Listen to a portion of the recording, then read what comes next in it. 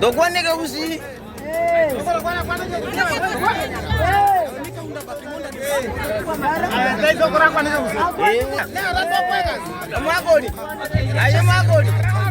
Nilikuwa na swali mheshimiwa. 7.7 million ilikuwa imeweza kupewa na ulikuwa umefadhiliwa na wakazi wa hapa nchini na vile vile diaspora, lakini bado ni wa Kenya.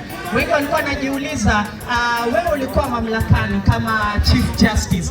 Je, hiyo ni picha gani ambayo inayoletwa ni mwamko mpya kwamba mwanasiasa ambaye anataka kuchaguliwa anafadhiliwa na wa Kenya? Swali la pili pia leo hii naomba utueleze mengi. Je, ni hatua gani ambazo mtaweza kuwachukulia IEBC kwa leo hawakufika katika ile shughuli mlikuwa mmeweza kuambia wafike wafanye? Na je, chama hichi cha UGM kina labda unadhania kwamba kitawaletea umuhimu gani wakazi wa kaunti ya Mombasa, masuala ya uskota ambao umeendelezwa hapa katika kaunti ya Mombasa, vile vile shule na vile vile masuala ya afya? Utaliangaziaje kama mheshimiwa mtarajiwa? Asanteni sana. Ameuliza maswali matatu. Nianze na la mwisho. Umeuliza tena swali lingine lilikuwa nini? IEBC tumejibu tayari.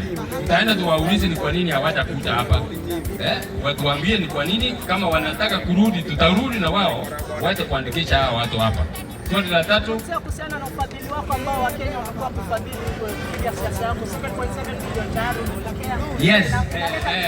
Yes, asante sana. Kufadhili ile kampeni yangu, mimi nataka munichangie. Munacheka? Nataka munichangie. Mimi mkinichangia shilingi 10, 20 nini, hiyo ndio mimi nataka. Sio pesa mingi kuchangia. Mkichangia hiyo, mimi nitakuja niwafanyie kazi. Kwa hivyo tafadhali, ni watu ambao wamewaibia. Mimi sitaki kuja kuwaibia ati munipigie kura, hapana. Mimi nataka unipatie pesa kidogo kidogo, shilingi 10, 20, na muda hiyo itatosha. Na ile ambayo itakuwa zaidi, wakati tumemaliza nitapeana iende itumike kwa kitu ya jamii. Mungu awabariki. Asante sana.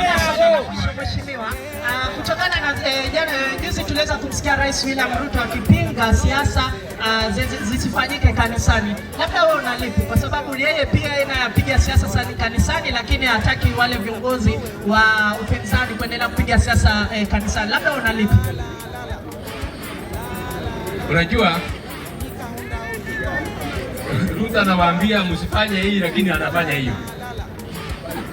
Anafanya hiyo.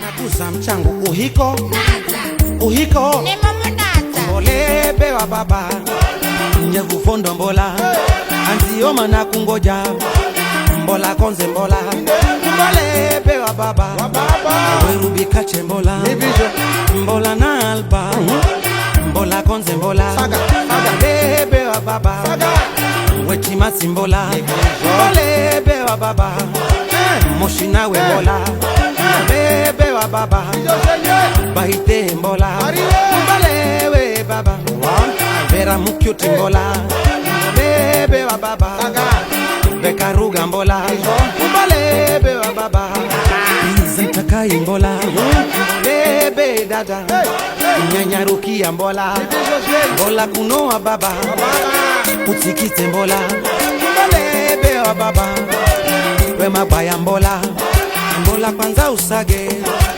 mbola jeri mbola